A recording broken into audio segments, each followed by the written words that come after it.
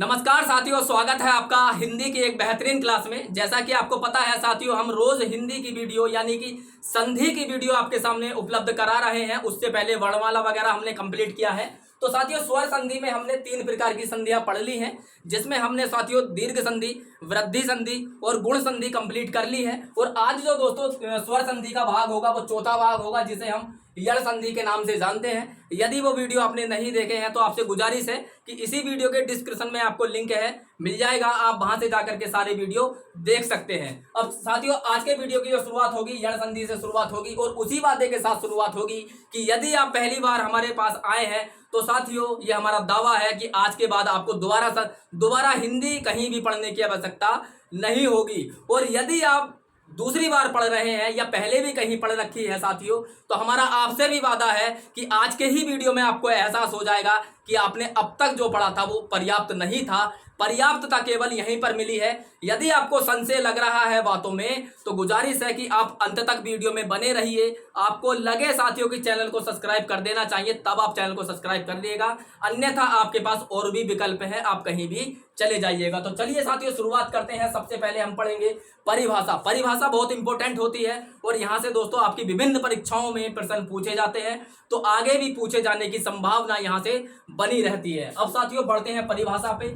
ई और ई के बाद यदि भिन्न स्वर आए, ई और ई मतलब छोटी ई या बड़ी ई, यहाँ पर आप इसका छोटा रूप देख सकते हैं यानी शॉर्ट रूप। मैंने यहाँ पर शॉर्ट में लिख दिया है कि ई और ई के बाद यदि भिन्न स्वर आएगा तब वहां पर यण संधि होगी। और साथियों उसी प्रकार उ और ऊ के बाद भिन्न स्वर आएगा तब वहां पर साथियों कौन सी संधि होगी? यण संधि होगी। तो ये इसकी दोस्तों पहचान है, परिभाषा है, यहाँ से पूछी जाती है। इतना ही पढ़ा करके आपको समाप्त कर दिया जाता है। आप कहीं भी पढ़ते हैं दोस्तों, ऑफलाइन या ऑनलाइन, इतना ही पढ़ा करके आपको समाप्त कर दिया जाता है।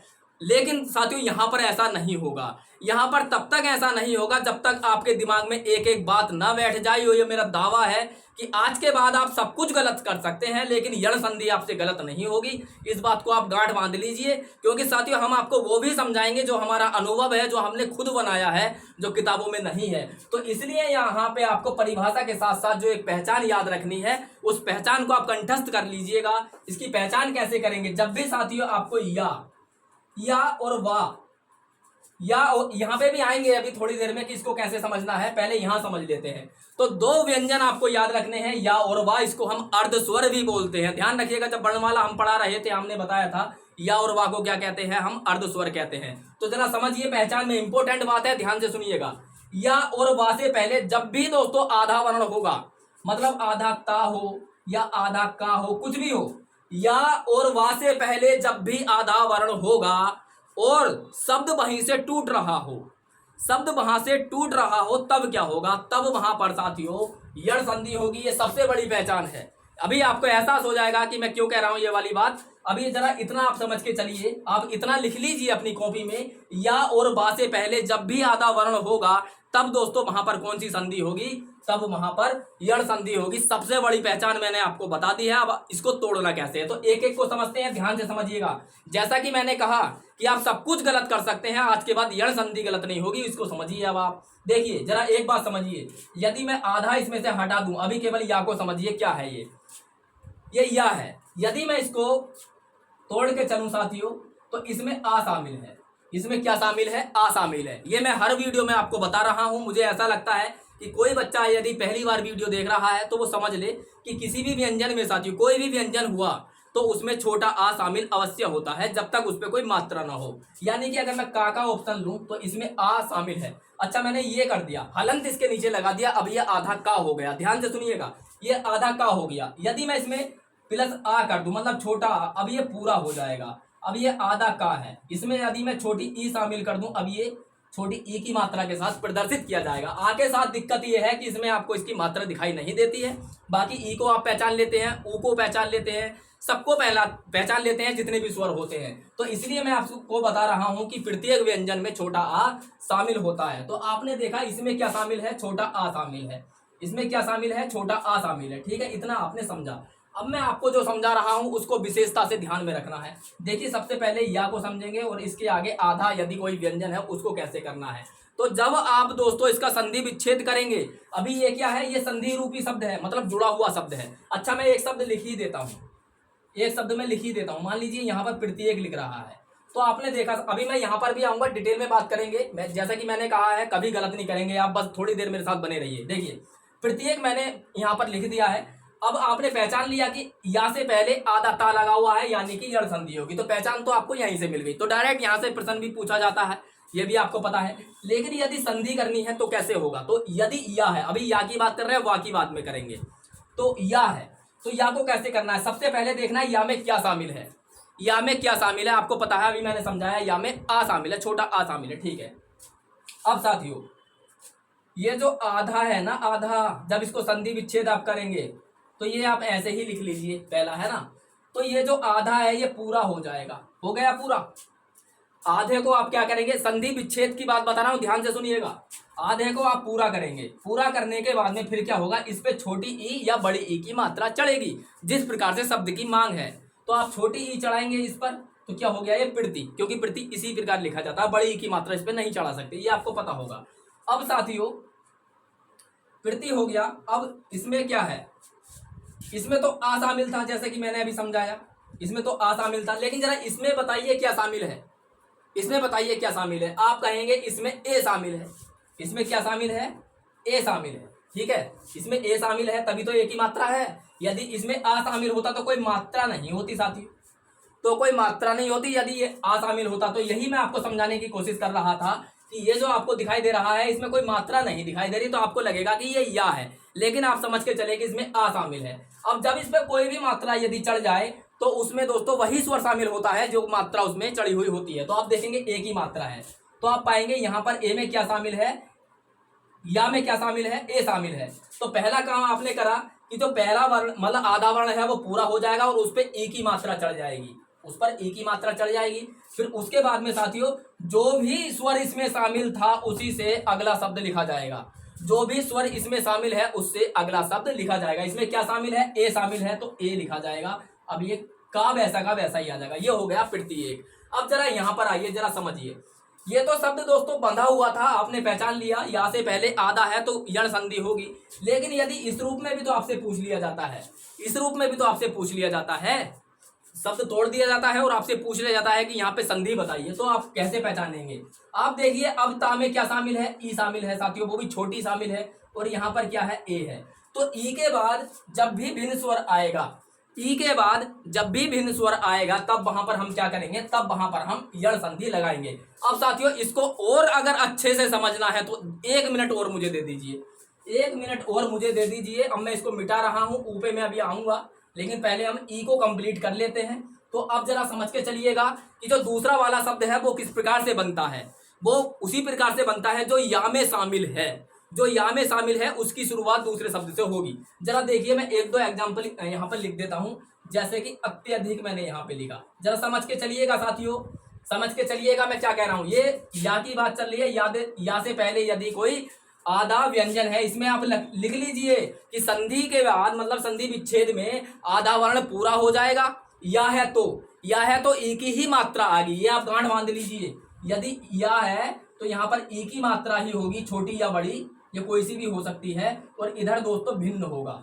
ये या की बात है, और ऊ जो था ना वो बा वाला रूप है, ई है या वाला रूप। अब जरा इसको समझिए, देखिए अत्यधिक को हम करते हैं, तो मैंने कहा आधा पूरा हो जाएगा, ई की ही मात्रा चढ़ेगी। यदि या है तो ई की ही मात्रा चढ़ेगी, तो अति हो गया। अब जरा सोचिए साथियों कि यहाँ पर या में क्या शामिल है, इस पे या पे कोई भी मात्रा नहीं लग रही है। यदि कोई भी मात्रा नहीं लग रही है तो इसका मतलब इसमें आ शामिल है, तो क्या होगा, ये अधिक। बस जितना ये सेम वैसे ही आ जाएगा, या के बाद जितना भी बचा वो सेम वैसे ही आ जाएगा। बस आपको ये पहचानना है कि या में क्या शामिल है। जैसा एक और मैं आपको बता देता हूं, जैसे लिख दिया अत्याचार, अत्याचार साथियों यहां पर लिख दिया, तो सबसे पहली पहचान आपको क्या करनी है कि ये यण संधि है। अब आधा वर्ण पूरा होगा, हो गया पूरा। अब मात्रा कौन सी चढ़ेगी, यदि या है तो साथियों ई ही आएगा, जो मैंने अभी यहां पर लिखा था ना कि ई के बाद में भिन्न स्वर, तो या है तो ई ही आएगा, तो इसको हमने कर दिया अति। अब दोस्तों या में क्या शामिल है, अब आ नहीं है छोटा, अब बड़ा आ शामिल है, क्योंकि बड़े आ की मात्रा आपको दिखाई दे रही होगी, आपको बड़े आ की मात्रा दिखाई दे रही होगी। अब छोटा आ नहीं है, अब बड़ा आ है, तो अब इसको क्या करोगे, अति प्लस आचार।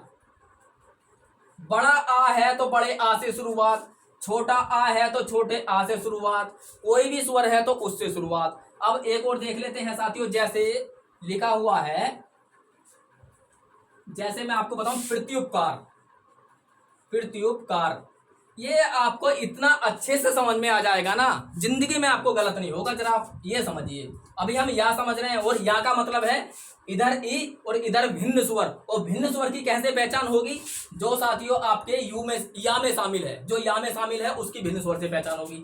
तो जरा देखिए, आधा वर्ण पूरा होगा तो पूरा कर दिया। अब इस पर ई की मात्रा तो कंपलसरी है, यदि या है तो ई की मात्रा कंपलसरी है, ठीक है। अब जरा इसमें देखिए कि यहां से कहां से, मतलब ये जो भिन्न स्वर है ये कहां से शुरुआत होगी, तो जो या में शामिल है। अब आप यहाँ पे देखेंगे या में क्या शामिल है, जो मात्रा है ना वही स्वर शामिल है। तो छोटा ऊ की मात्रा है तो छोटा ऊ से शुरुआत कर दिए, ऊ लिख दिया, जैसा बचा वैसा उतार दीजिए। तो प्रीति प्लस उपकार। तो उम्मीद करते हैं या वाला जो कॉन्सेप्ट है ये आपको अच्छे से समझ में आ गया होगा। अब चलते हैं साथियों अगली बार, मतलब अगली बार का मतलब है अब चलते हैं बा वाला कॉन्सेप्ट। और बा वाला जो कॉन्सेप्ट है वो चलता है साथियों, ऊ या ऊ के बाद भिन्न स्वर, यही तो था ना। और या वाला क्या था, या वाला था साथियों ई या ई के बाद भिन्न स्वर, ठीक है। ये आप ध्यान से समझिएगा, ध्यान से समझिएगा। बा है तो इधर, मतलब इधर जो, मतलब पहला जो शब्द है उस पे ऊ की मात्रा ही चढ़ेगी। या है तो पहले शब्द पर साथियों, पहले शब्द का जो अंतिम वर्ण है उस पर ई की मात्रा चढ़ेगी। ये आपने समझ लिया था वो कंप्लीट। अब इसको समझते हैं, इसका एक एग्जाम्पल मैं आपके सामने रख देता हूं। जैसे समझिए साथियों, लिखा हुआ है अन्वय, अन्वय। तो पहली बात तो वही परिभाषा, या और बा से पहले यदि आधा वर्ण है तो साथियों यण संधि। आप देखेंगे बा से पहले आधा वर्ण है तो यहां पर कौन सी हो गई, यण संधि। अब इसको तोड़ेंगे कैसे, तो वही सब कुछ वैसा ही है, सब कुछ वैसा ही है। आपको क्या चेंज करना है, केवल मात्रा, केवल मात्रा आपको चेंज करनी है। यानी कि आधा जो वर्ण है वो पूरा हो गया, हो गया पूरा। अब साथियों इस पे मात्रा जो चढ़ेगी, यदि बा है तो ऊ की ही चढ़ेगी, बा है तो ऊ की ही चढ़ेगी। तो क्या हो गया, अनु, ठीक है। अनु इस प्रकार से लिखा जाता है। यदि अनु बड़ी मात्रा से लिखा जाता तो बड़ी चढ़ाते थे, मतलब कोई सी भी मात्रा हो जो शब्द के अनुसार ठीक बैठे वही चढ़ानी है आपको। लेकिन चढ़ेगी ऊ की, छोटी बड़ी या शब्द डिपेंड करेगा कि उसमें छोटी लगती है या बड़ी लगती है, इतना आपको ध्यान रखना है। तो अनु छोटे ऊ से लिखा जाता है। तो बा जब भी मिले तो ऊ की मात्रा लगेगी किस पर लगेगी, जो पूरा होगा। अब दोस्तों वही जो हमने उसमें सीखा है वही इसमें है। बा में क्या शामिल है, आ शामिल है, तो आ हमने लिख दिया। बा के बाद क्या बचा, केवल या। तो अनु प्लस अय, अनु प्लस अय, ये क्या हो गया, ये हो गया आपका यण संधि। एक एग्जांपल और देखते हैं इसका, जैसे मदवालय, मदवाल्य। अब जरा देखिए साथियों, सबसे पहले क्या करना है, पहचान। बा से पहले आधा वर्ण है, यण संधि, तो हम क्या करेंगे, धा को पूरा कर देंगे। और वा के बाद में है तो बा लेके चलता है ऊ की मात्रा, तो मधु भी दोस्तों छोटे ऊ की मात्रा से ही लिखा जाता है, ठीक है। बा है तो ऊ की मात्रा, या है तो ई की मात्रा, बस इधर तो ये कंपलसरी है। या जब भी देखो ई की मात्रा, बा जब भी देखो ऊ की मात्रा। अब ये मात्रा हो गया। अब देखिए साथियों, अब बा में क्या शामिल है, मतलब यहाँ पे जो भिन्न स्वर लिख रहे हैं ना, इसकी शुरुआत कहाँ से होगी। तो देखिए साथियों, बा में क्या शामिल है, अब छोटा आ नहीं है, अब इसमें बड़ा आ शामिल है, क्योंकि बड़े आ की मात्रा जो अब डंडा दिखाई दे रहा है ना आपको, यही है। तो आ आपने लिख दिया, जो अब क्या बचा बा के बाद, ले, बस हो गया, मधु प्लस आल्य। अब इसका एक और देख लीजिए आप साथियों, इसमें आप देखेंगे स्वच्छ, स्वच्छ देख लीजिए आप, स्वच्छ। तो कैसे करेंगे, जो आधा है वो पूरा होगा, मात्रा कौन सी चढ़ेगी, बा से पहले है तो ऊ की चढ़ेगी। और उसके बाद में बा में क्या शामिल है, छोटा आ शामिल है। और उसके बाद में क्या बचा, आधा चा और छा, सु प्लस अच्छ, ठीक है। जो अच्छा होता है उसी तो स्वच्छ बोलते हैं ना, जो अच्छा सुंदर हो। तो सु अच्छ को क्या लिखेंगे, सु प्लस अच्छ को क्या लिखेंगे, स्वच्छ। तो ये दोस्तों इसके दो कॉन्सेप्ट थे, और मैं उम्मीद करता हूं कि ये आपको अच्छे से समझ में आ भी गए होंगे। अब जरा ईमानदारी से बताइएगा, क्या आपने वास्तव में ऐसा पहले कभी पढ़ा था, ईमानदारी से बताइएगा, क्या आपने वास्तव में ऐसा पढ़ा था। कमेंट बॉक्स के माध्यम से आप मुझे जरूर इत्तला करिएगा, और मैं सारे कमेंट्स आपके पढ़ूंगा, सारे पढ़ूंगा, उनका रिप्लाई भी दूंगा। अब देखिए साथियों, इसका एक और बचा, ठीक है, एक टाइप और बचा, इसे भी खत्म कर लेते हैं। उसकी बात की चर्चा बाद में करेंगे। ये जो टाइप है ये इससे हटके है। इसमें हम देखेंगे रि से ऋषि और अ। ठीक दोस्तों, यदि आपको याद हो तो गुण का उल्टा है ये। गुण संधि में क्या था, आ पहले था ऋषि बाद में था। ठीक है, इसमें क्या है, ऋषि पहले है और ये आ बाद में है। तो इसमें कैसे मिलेगा, तो जैसे एक शब्द में यहां पे लिख देता हूं, पितृनुमति। पितृनुमति। अब इसका आप कर सकते, मतलब 2-3 शब्द यहाँ से आपको मिलते हैं, पितृनुमति, मातृनुमति। बस इन 2 शब्दों को ही याद कर लीजिए, इसमें ज्यादा दिमाग लगाने की आवश्यकता नहीं है। तो पितृनुमति का कैसे लिखेंगे, तो आप लिखेंगे पितृ, है ना, इसमें ऋ से ऋषि है तो पितृ। नीचे ये जो रा टंगता है ये वाला रा होता है साथियों, ध्यान रखिएगा। पितृ प्लस अनुमति, अनुमति। आप सोचेंगे ये कैसे बना, तो ये देखिए साथियों यहाँ पर आ है और ये देखिए यहाँ पर साथियों ऋषि है। तो ऋषि और आ मिलेगा तब वहां पर क्या होगा, वहां पर यड़ संधि हो जाएगी, यानी कि पितृनुमति। तो मातृनुमति को भी आप ऐसे कर सकते हैं, मातृ प्लस अनुमति, तो मातृनुमति इस प्रकार से हो जाएगा। तो इसमें 2-3 ही शब्द ये मिलते हैं, मातृच्छा, पितृच्छा।